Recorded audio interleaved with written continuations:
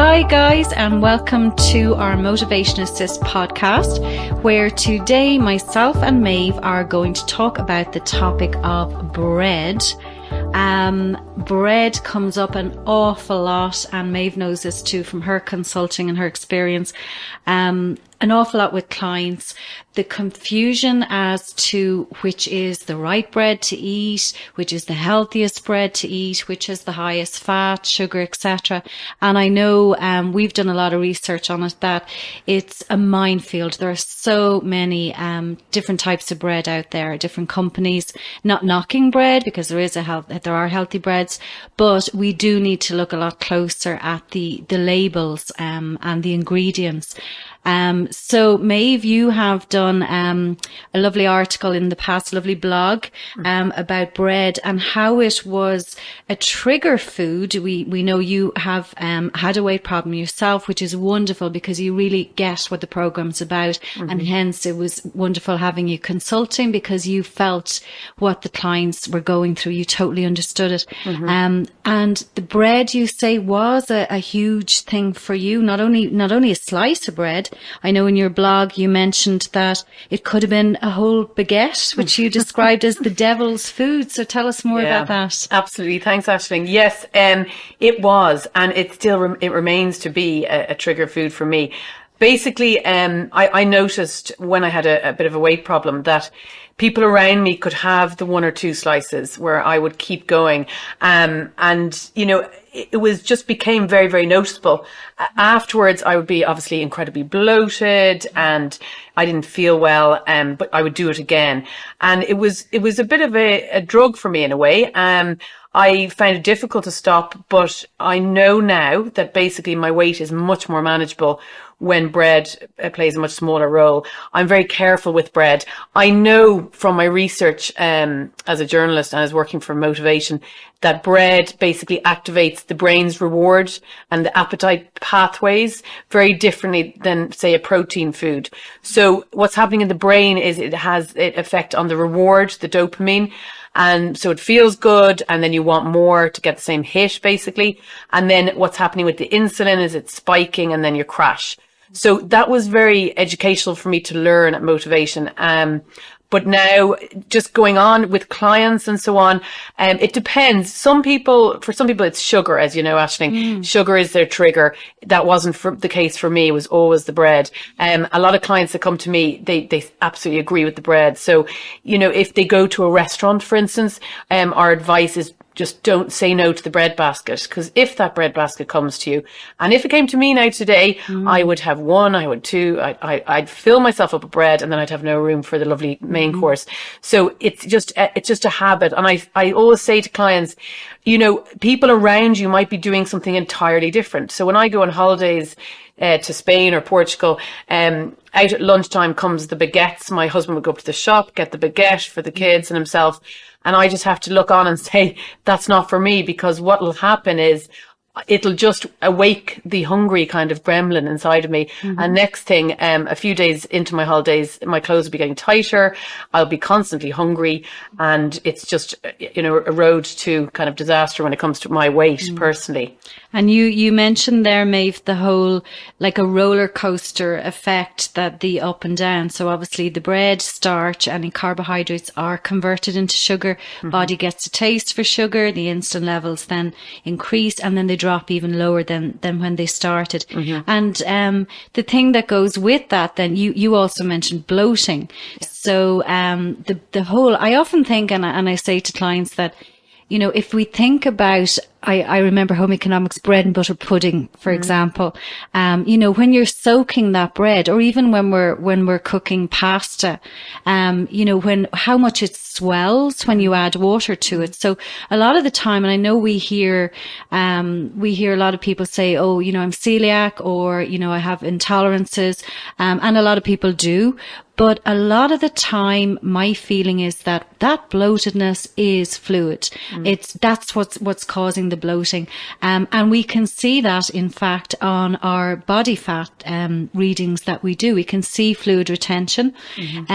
So it's a huge thing. And then, of course, as you mentioned, you have the bloating. What about then the psychological side? So what effect does that have on you then after you've eaten the bread? Are we talking guilt? Would you have had guilt feelings then? Yes. Back then I would, and I actually would be sometimes embarrassed because the person I was with would have had the one or two bits of slices of baguette, and I would keep going and going. So it was like a drug, and it really is for some people still, and it continues, as I said, for myself. So I always say to people, maybe find out what your trigger food is, and if it is bread, just say to yourself, okay, it's like you're not safe around bread. I know that sounds very dramatic, but it's really to really monitor your relationship with bread. As I said in my blog, sometimes I do give in. It's not like I'm strict all of the time. I would give in to the bagel or the baguette. But 9 times out of 10, I don't feel too physically well afterwards. So that's just a good reminder. It's a horrible feeling, isn't it? I know myself that there's never white bread in the house. But if there was an occasion that you have white bread, you can feel fairly unwell after it and sick in the stomach and bloated. Absolutely. And I don't think many people realize that a slice of white bread actually contains, I think it's either 4 teaspoons of sugar.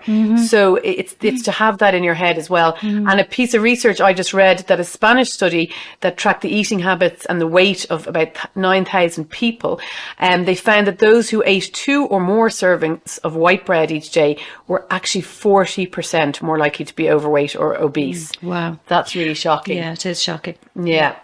So it's a case of, as I said, and when we talk about bread, Aisling, I have to just also mention pizza. That's another thing that would be a trigger for me. So pizza crust, and I'd always finish the children's crust, and then I know I'm on again a slippery slope. I have to pull myself back.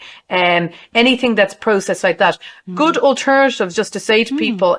We always recommend at Motivation the wraps would be preferable. They're lighter. The brown pita breads would be another alternative.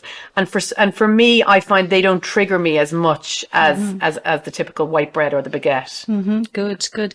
And it's interesting because as you're speaking there about, finishing the kids, them not eating the crusts, which I know what mine did as well, probably from a younger age, and I think it's a lot to do with their gums are softer, etc. They want soft things.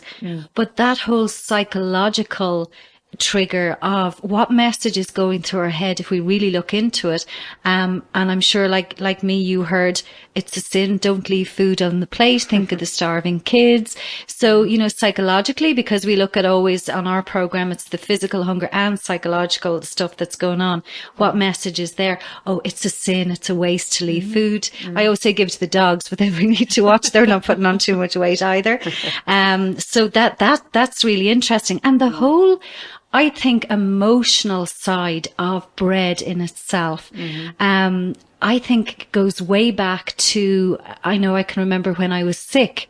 What did my mom do? She came in with fingers, it was toast. And you still hear that said to children that if they're sick, just eat toast and 7-Up with the fizz taken out.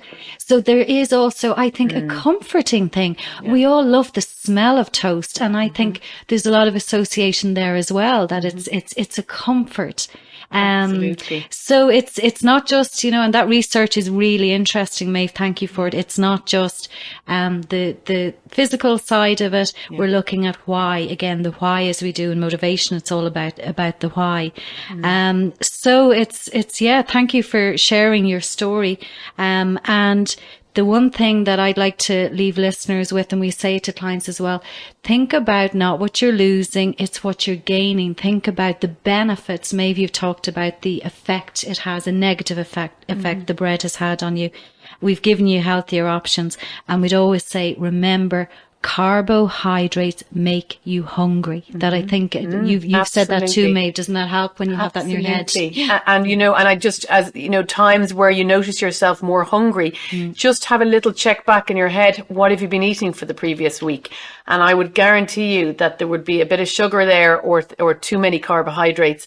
and that has stimulated your appetite, and you're going through the roller coaster up and down with your insulin. So getting back to eating the protein every 3 to 4 hours and following our guidelines will, you know, reset your appetite in a way. And I just wanted to add there that, you know, based on this, just exactly what you were saying there, Aisling, about the comfort, you know, manufacturers are very clever about this, and they know exactly what they're doing. When we walk into a supermarket, and usually the first thing we're greeted with is the smell of baked goods, donuts, and baguettes, you know, and we're really lured in with those. So just don't go to the supermarket hungry. Make sure you've had your protein snack or your protein before you go in, and, you know, try and, you know, beat them at their own game. Absolutely. Go right instead of go left. I think of where I shop. Absolutely. So, Maebh, thank you again for joining us for our Motivation Assist podcast, and thank you guys for listening. We hope you found it helpful, and we look forward to covering another hot topic soon.